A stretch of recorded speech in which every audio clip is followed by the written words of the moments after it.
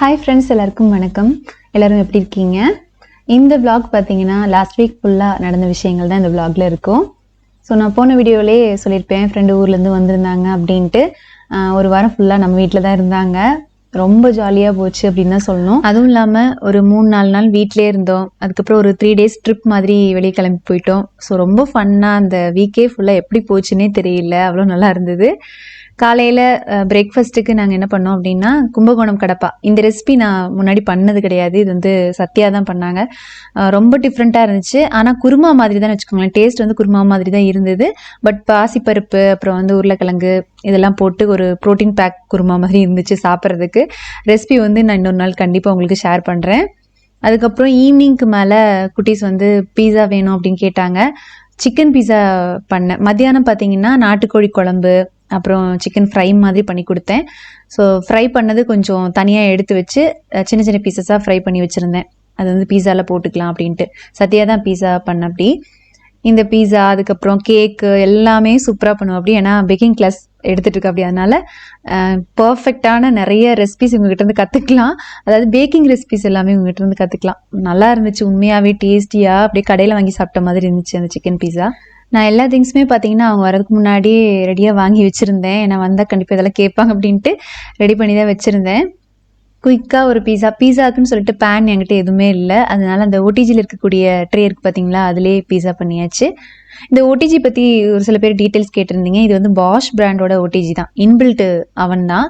நான் உங்களுக்கு ஷேர் பண்ணுறேன். அது எப்படி யூஸ் பண்ணுறது அப்படிங்கிறது இன்னி வரைக்குமே நான் வந்து ஒன்று ஒன்றா லேர்ன் பண்ணிட்டு தான் இருக்கேன். ஃபுல்லாக அதோட ஆப்ஷன்ஸ் எதுவுமே இப்போ வரைக்கும் நான் எக்ஸ்ப்ளோர் பண்ணி பார்க்கல. சூப்பராக பீஸா ரெடி ஆயிடுச்சு பாருங்கள், யம்மியாக இருந்தது. இதுக்கப்புறம் நாங்கள் வந்து ட்ரிப் கிளம்பினோம் அப்படின்னு சொல்லியிருந்தேன் இல்லையா. ஸோ நெக்ஸ்ட் டே பார்த்தீங்கன்னா கேரளா ட்ரிப் தான். ஒரு 2 years பேக் நினைக்கிறேன் அப்போ போனது. அதுக்கப்புறம் மறுபடியும் சரி கேரளாவே போகலாம், கோழிக்கோடு போகலாம் அப்படின்ட்டு பிளான் பண்ணியிருந்தோம். அதனால் முதல் நாள் பார்த்தீங்கன்னா அந்த பன் இருக்கு இல்லையா, இதுவும் நைட்டே சத்யா பேக் பண்ணி வச்சுட்டு அப்படி. இடையில பார்த்தீங்கன்னா அந்த பன்னீர் ஸ்டஃப் பண்ணி அப்படியே நம்ம ஒரு ஹாட் டாக் மாதிரி சாப்பிட்டுக்கலாம் ஸ்நாக்ஸ்க்கு அப்படின்ட்டு அதுவும் ரெடி பண்ணி வச்சாச்சு.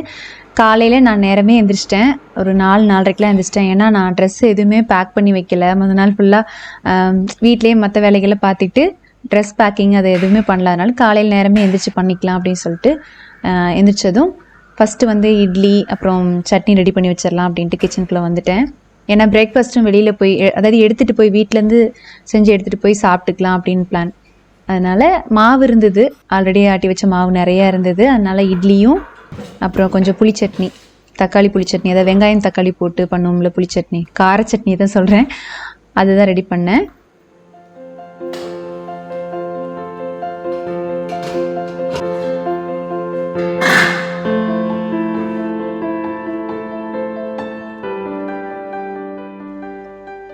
நாங்கள் ஒரு டைமும் அந்த வெக்கேஷன் டைம் வந்ததுன்னா எங்கெங்கெல்லாமோ பிளான் பண்ணுவோம். அங்கே போகலாம் இங்கே போகலாம் அப்படிங்கிற மாதிரி பிளான் பண்ணுவோம். கடைசியில் பார்த்தீங்கன்னா பக்கத்தில் இருக்கிற கொடைக்கானல் அந்த மாதிரி தான் போயிட்டு வர மாதிரி இருக்கும். ஸோ இந்த டைம் கம்பல்சரி நோ கொடைக்கானல் அப்படிங்கிற மாதிரி நான் சொல்லிட்டேன் ஸ்டாக், கொடைக்கானல் வேண்டாம் அப்படின்ட்டு. சரி ஓகே ஊட்டி இல்லைன்னா மூணார் அப்படி போகலாம் அப்படின்னு இருந்துச்சு. ஆனால் நிறைய பேர் வந்து என்ன சொன்னாங்கன்னா ஊட்டியில் இப்போ ரொம்பவே கூட்டம் அதிகமாக இருக்குது, போக முடியல அப்படின்னு சொன்னனால சரி நம்ம அவ்வளோ கூட்டத்தில் என்ன என்ஜாய் பண்ண முடியும் அப்படின்னு சொல்லி கேரளாவில் கோழிக்கோடே போய்க்கலாம் அப்படின்னு சொல்லிட்டு அப்படியே பிளான் மாறிடுச்சு. சத்யாவும் கோழிக்கோடு பார்த்ததே இல்லை, அங்கேயே போகலாம் அப்படின்னு சொன்னதுனால சடனாக நாங்கள் கோழிக்கோடு போனோம். கேலிக்கட்டில் நாங்கள் ரொம்ப வருஷம் இருந்திருக்கோம் அப்படிங்கிறனால ரொம்ப பழக்கப்பட்ட ஊர். கேலிக்கட் கோழிக்கோடு ரெண்டும் ஒரே பேர் தான், ஊரோட பேர் தான். இப்போ போகிற வழியில் சாப்பிட்டுக்கிறதுக்கு தேவையானது எல்லாமே பேக் பண்ணி வச்சாச்சு. அந்த பன்னில் பார்த்தீங்கன்னா இடையில பன்னீர் மசாலா மாதிரி வச்சு ஸ்டஃப் பண்ணியாச்சு. எக்ஸ்ட்ரா அந்த மசாலாவையும் ஒரு டிஃபன் பாக்ஸில் போட்டு எடுத்துக்கிட்டோம். சரி அதுவும் இட்லிக்கு சைட் டிஷ்ஷாக நல்லாயிருக்கும் அப்படின்ட்டு எடுத்தாச்சு.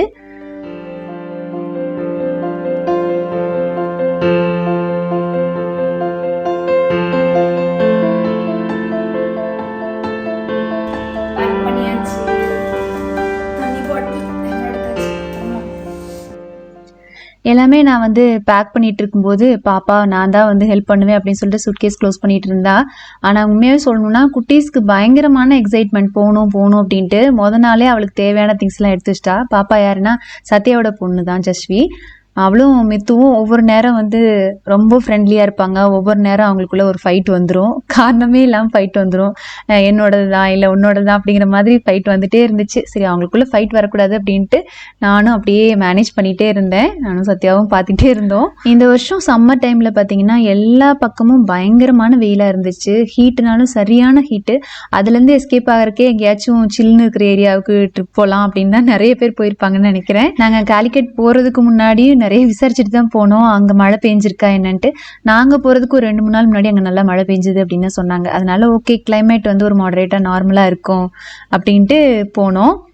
கரெக்டாக கிளம்புறோம், அங்கே பொள்ளாச்சியில் மழை பெய்யுது. ஆஹா, இங்கேயே இருந்துடலாமா அப்படின்னு கூட தோணுச்சு. ஏன்னா ரொம்ப வெயிலாக இருந்து திடீர்னு மழை பெஞ்சா எப்படி இருக்கும். ஒரு 2-3 நாளாவே மழையாக இருந்தது, சூப்பராக இருந்துச்சு. இப்போ கூட பார்த்தீங்கன்னா பொள்ளாச்சியில் மழை அப்பப்போ பெய்யுது, நல்லா இருக்கு. கோழிக்கோடு பார்த்தீங்கன்னா நாங்கள் போன ஒரு 2-3 நாள் மழையே இல்லை, கொஞ்சம் வெயில் தான் இருந்தது. ஓகே, ஆனால் சமாளிச்சுக்கிற மாதிரி தான் இருந்துச்சு. நார்மலாக சம்மர் டைமில் போனோம் அப்படின்னா இங்கே விட அங்கே நமக்கு ரொம்ப ஹீட்டு தெரியும். எப்படின்னா காற்றே இருக்காது அங்கே. பட் அதே சமயம் மழை பெஞ்சுது அப்படின்னாலே பயங்கர ரம்மியமாக இருக்கும். அங்கே பார்க்குறதுக்கு எல்லா இடங்களும் அவ்வளோ அழகாக இருக்கும். இப்போ நாங்கள் பாலக்காடு தாண்டி ஒரு இடத்துல நிப்பாட்டி காலையில் பிரேக்ஃபாஸ்ட் சாப்பிட்டோம். வீட்டிலேருந்து கிளம்பும்போதே பார்த்தீங்கன்னா பாக்குதட்டு இருக்கும்ல, அது வாங்கிட்டு போகலாம் அப்படின்னு நினச்சோம். நாங்கள் கிளம்புற டைமில் கடை எதுவுமே ஓப்பன் ஆகலை. அதனால இங்கே பாலக்காடு வந்து தான் ஒரு கடையில் வாங்கினோம். இந்த மாதிரி பேப்பர் பிளேட் தான் கிடச்சிது. இதில் சாப்பிடக்கூடாதுன்னு ஒரு சில பேர் சொல்லுவீங்க, அதனால் நான் முன்னாடியே சொல்லிடுறேன். ரொம்ப வந்து தவிர்க்க முடியாத சூழ்நிலையில் தான் வீட்டிலேருந்தும் பிளேட் எடுத்துகிட்டு போக மறந்துட்டேன்.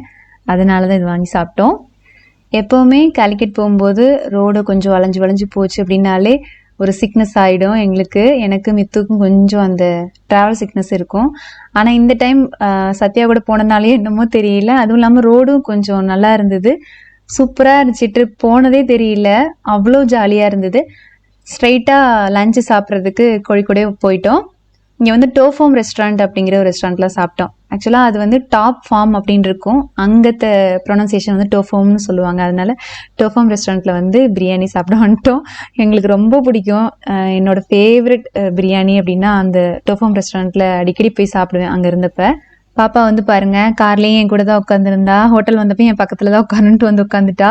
மித்து வந்து அந்த விஷயத்துக்குலாம் எதுவுமே சொல்லலை. மித்தும் பிரத்திக்கும் கொஞ்சம் அண்டர்ஸ்டாண்டிங் தான், அதனால எதுவுமே சொல்லலை. பாப்பா என் கூடவே இருக்கணும் அப்படின்ட்டு சொன்னனால அவங்களும் கம்முன்னு விட்டுட்டாங்க. நாங்கள் எல்லாருக்குமே சிக்கன் பிரியாணியாக ஆர்டர் பண்ணிட்டோம். அப்புறம் கூட வந்து சில்லி சிக்கன் ட்ரை அந்த மாதிரி ஆர்டர் பண்ணியிருந்தோம். ரொம்ப சூப்பராக இருக்கும். இந்த பிரியாணி பார்த்தீங்கன்னா மலபார் பிரியாணி, கொஞ்சம் ஒயிட் கலரில் தான் இருக்கும். மலபார் ஸ்டைல் பிரியாணின்னு சொல்லுவோம்ல, அந்த மாதிரி தான் இருக்கும்.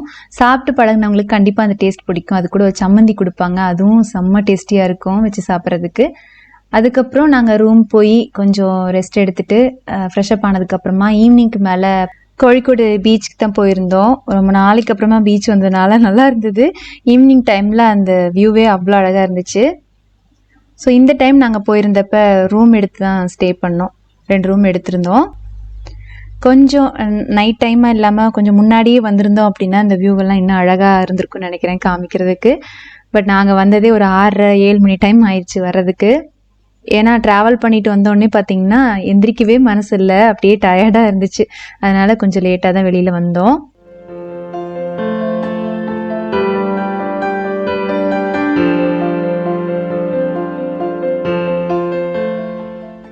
இதுக்கப்புறம் நெக்ஸ்ட் டே காலையிலே பார்த்தீங்கன்னா பிரேக்ஃபாஸ்ட்லாம் சாப்பிட்டு இன்னொரு பீச்சுக்கு வந்திருந்தோம்.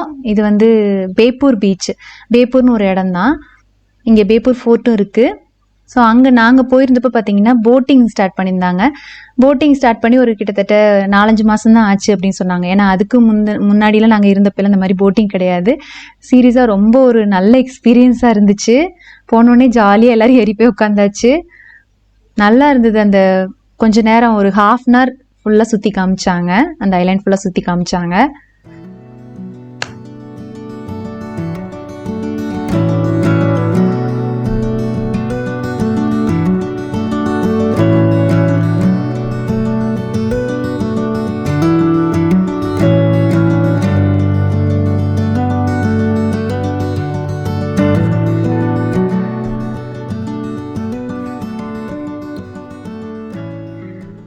நாங்கள் போட்டிங் போகும்போது தான் பார்த்தோம். இங்கே பாருங்கள், ஃபிஷ் மார்க்கெட் தான் இது. நல்ல ஃப்ரெஷ்ஷான மீன் கிடைக்கிது. அச்சச்சோ நம்ம மிஸ் பண்ணிட்டோமே அப்படிங்கிற மாதிரி இருந்துச்சு. ஏன்னா அங்கேயே ஸ்டே பண்ணி சமைச்சு சாப்பிட்ற மாதிரி ஒரு இது கிடைச்சது, சான்ஸ் கிடைச்சிருந்தது அப்படின்னா கண்டிப்பாக இந்த மாதிரிலாம் வாங்கி ட்ரை பண்ணியிருக்கலாம்.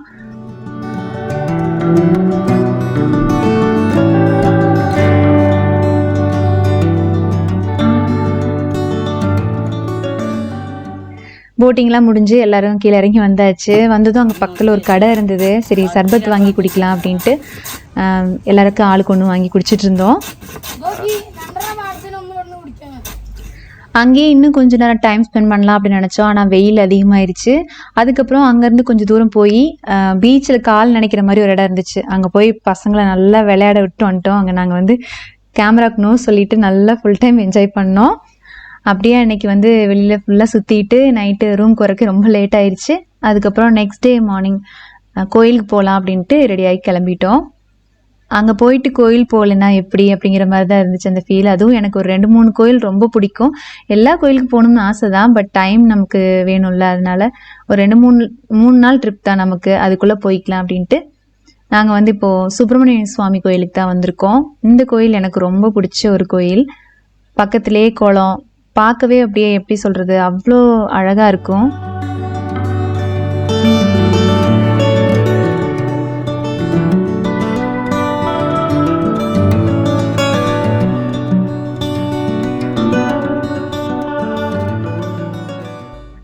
இனி ஈவினிங்குள்ளே ரிட்டன் கிளம்பலாம் பொள்ளாச்சிக்கு அப்படிங்கிறது தான் பிளான். அதனால் மத்தியானம் கொஞ்சம், அதாவது லஞ்சுக்கு முன்னாடியே ஷாப்பிங்லாம் முடிச்சிடலாம் அப்படின்ட்டு கல்யாண் சில்க்ஸ் வந்திருந்தோம். இங்கே எதுக்கான ஷாப்பிங்னா கசின் மேரேஜ் வருது இல்லைங்களா. எனக்கு ஆல்ரெடி சாரீ எடுத்தாச்சு, பசங்க ஹஸ்பண்ட்க்கெலாம் இன்னும் எடுக்கலை. அதனால கல்யாண் சில்க்ஸ் வந்துட்டோம்.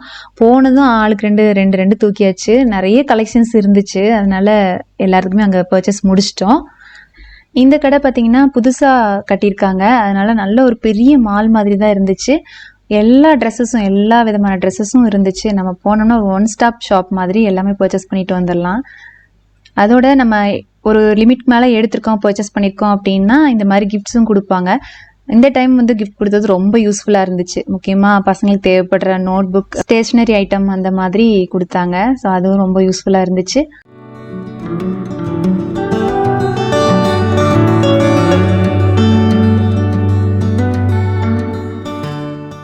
இனி நெக்ஸ்ட்டு லஞ்சு சாப்பிட போகணும். லஞ்சுக்கு ரொம்ப லேட் ஆயிடுச்சு, 3 மணி இருக்கும்னு நினைக்கிறேன். சாப்பிட்றதுக்கு ஒரு ஹோட்டல் போயிட்டோம். இது மேஃப்ளவர் ரெஸ்டாரண்ட் அப்படின்ட்டு ஒரு ஹோட்டல் தான். சாப்பிட்டு அதுக்கப்புறம் நாங்கள் அப்படியே பொள்ளாச்சி கிளம்பிட்டோம். ஸோ பொள்ளாச்சி வந்தாச்சு. எங்களுக்கு அந்த 3 days எப்படி போச்சுன்னே தெரில, அவ்வளோ ஹாப்பியாக இருந்துச்சு. ஸோ ஃப்ரெண்ட்ஸ், இந்த vlog பார்த்தீங்கன்னா இதோட முடியுது. இந்த வீடியோ உங்களுக்கு பிடிச்சிருக்குன்னு தோணுச்சுன்னா வீடியோக்கு ஒரு லைக் கொடுங்க. உங்களை அடுத்ததான் இன்னொரு இன்ட்ரெஸ்டிங்கான வீடியோவை சந்திக்கிறேன். தேங்க்யூ ஸோ மச் ஃபார் வாட்சிங் ஃப்ரெண்ட்ஸ். பை.